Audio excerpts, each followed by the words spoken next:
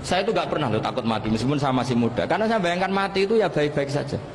Ketika saya hidup ya nggak tahu cara ngelola nyawa saya, kenapa kok nggak pergi.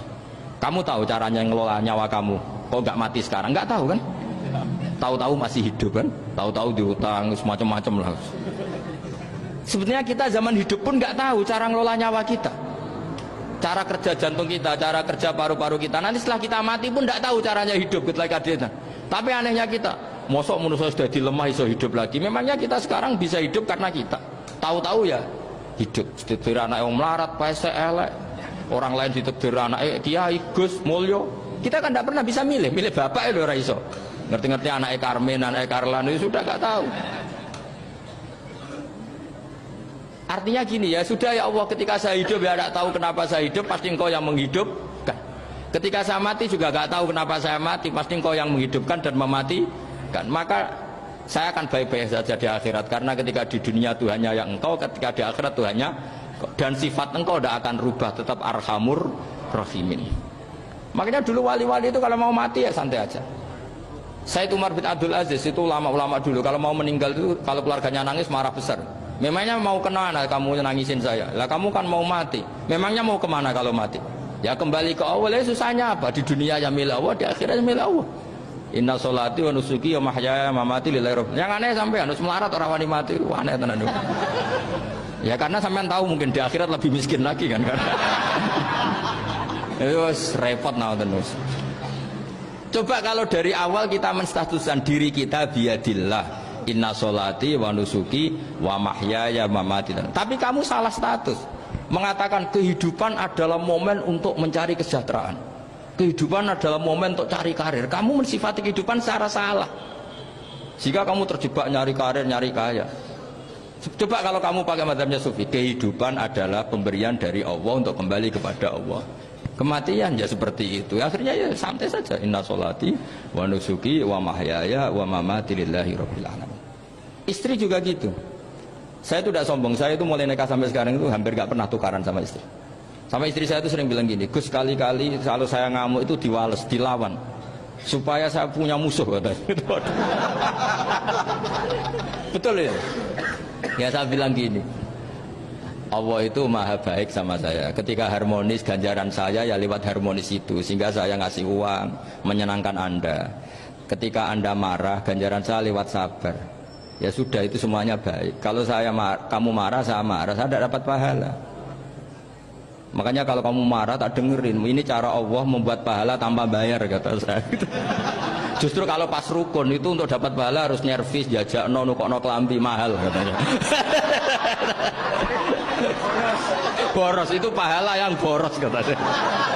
Tapi kalau kamu marah ini pahala paling murah, nggak usah biaya, dapat apa? Pahala, cukup sabar. Lu itu kalau terlatih lama-lama dapat ya biasa saja.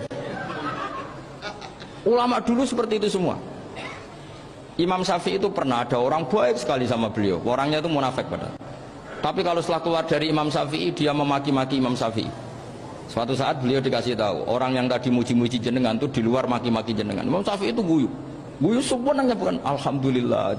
Muridnya kan janggal. Ini dikasih tahu gitu. Alhamdulillah. Kenapa ya Imam Syafi'i? Dia kan di luar maki-maki jenengan. Berarti aku wong wibawa, ning ngarepku rawani.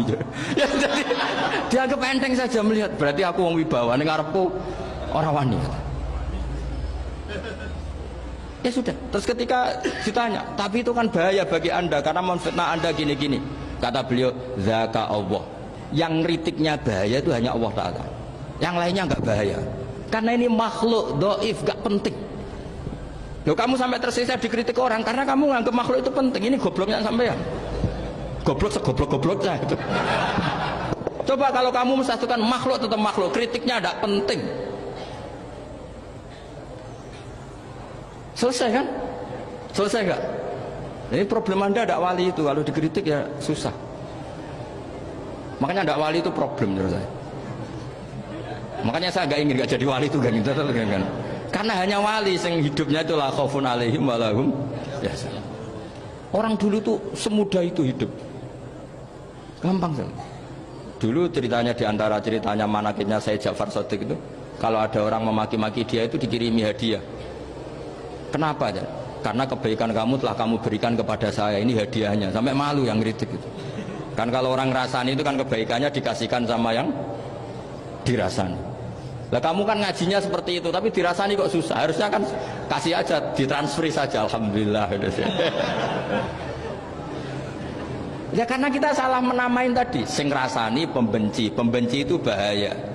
Sehingga kamu mereaksi secara serius. Coba kalau kamu pakai hukumnya Allah dan Rasul, pembenci itu pemberi kebaikan. Istri marah adalah pemberi kebaikan. Ada yang berani mulai meraktekan? Latih begitu terus, insya Allah nanti hidup kamu barokah. Itu disebut wa'allama adamal asma. Dan itu yang diajarkan Rasulullah. Rasulullah itu kalau ngajarkan hidup itu gampang sekali. Allahumma ja'alil hayata ziyadatan li fi kulli khairin wal mauta rohatan li min kulli syarrin. Jadi kalau kita hidup anggap saja peluang untuk nambah kebaikan. Kalau kita mati anggap saja akhir dari semua potensi kejahatan kita. Anda sekarang mungkin tidak zina, tapi potensi zina. Anda sekarang tidak korupsi, potensi korupsi. Anda sekarang tidak selingkuh, tetap potensi selingkuh. Nah, Anda saja kalau mati berarti akhir dari segala potensi itu. Alhamdulillah. Makanya saya tuh nggak pernah takut mati.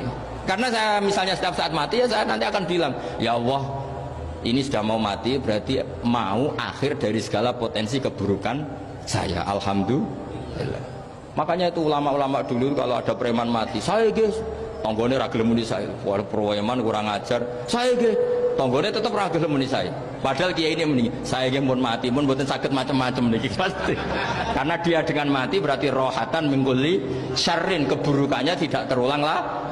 Lah keburukan nggak terulang lagi itu saya apa buruk? Saya. Makanya kiainya minta saya guys niki, tonggone cek menengahin, saya guys menengahin. Makanya suatu saat kalau ada gitu kamu harus bilang apa? Saya pun buatan jahat malih pun mati.